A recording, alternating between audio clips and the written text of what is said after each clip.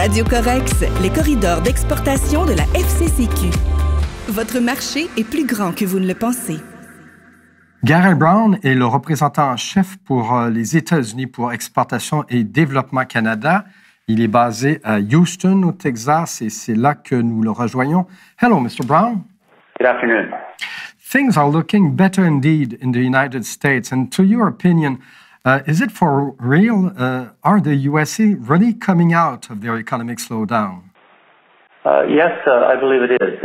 EDC, our economics group, has been following this closely, and for actually a while, a year or two, has been predicting that the United States was going to continue to recover from the recession that was in 2009.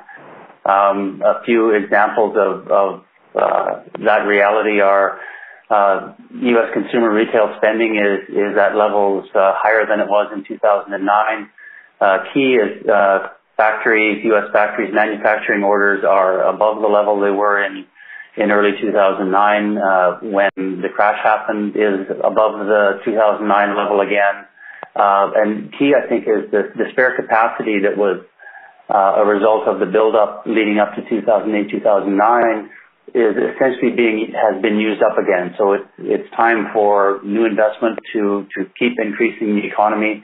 And we think it's time for that. Your opinion, you're right in the heart of the action. Are the United States open for business people coming from Canada? Are they still on track to make these deals? Yes, there's lots of opportunities for Canadians in the U.S. I mean, there clearly are some challenges in some areas with Buy American legislation in some sectors. Myself, I work in oil and gas quite a bit. I'm down in Houston right now, and there are lots of opportunities for Canadians. Clearly, the lower oil prices that they're dealing with now is going to have a short to medium term effect on the amount of spending, but there are still opportunities for Canadians in the U.S. You just mentioned the Buy American Act. Obviously, the federal government in the United States clearly intends to give an edge to the American producers. Could that put the Canadian exporters at risk? I don't know if at risk is the right term. I think it's a challenge that some of the sectors have to deal with, some of the infrastructure, American steel into projects, that kind of thing. The Canadian government is working to try and get some exemptions in certain areas. So, I mean, it will create some challenges, but I wouldn't characterize it as a barrier for Canadian trade. It's another challenge we have to get past. And if we make you travel instantly from Texas to the Northeast, what kind of business, what kind of opportunities could we see there for Canadian exporters? I think sector-specific opportunities in the Northeast. Information technology is strong in the Northeast, in New York. Life sciences, there's a lot of opportunities in that area.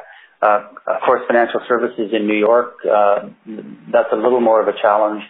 One of the areas, the infrastructure build-ups and Canada's private-public partnership for P3 models are being looked at as ways to fund infrastructure development. An example is 27% of Pennsylvania's 22,000 bridges are considered deficient and need to be rebuilt. So there's going to be a lot of opportunities there on the engineering infrastructure construction side, and we think the P3 model is something that is going to become adopted more broadly. We've seen other states start to bring in legislation to allow that kind of construction, so we think there are opportunities there. So, Mr. Brown, you've been traveling back and forth to the United States. Is it true? Is it just an impression, or are the Canadian business people welcomed in the States? My experience has been that Canadian people are very welcomed in the U.S. Canada is well known as a trusted trading partner and has capabilities in various industry sectors that are world class and are perceived as that down here. Part of my role is to introduce Canadian companies to companies that I've met and know in the U.S. and they're always very well received. Their qualifications aren't questioned. Canada is known as a very good trading partner for the U.S. And things are getting brighter, really. There's lots of activity down here. Everywhere you go, there's huge construction projects going on. Home building is, housing starts are up dramatically, which drives a huge amount of the economy.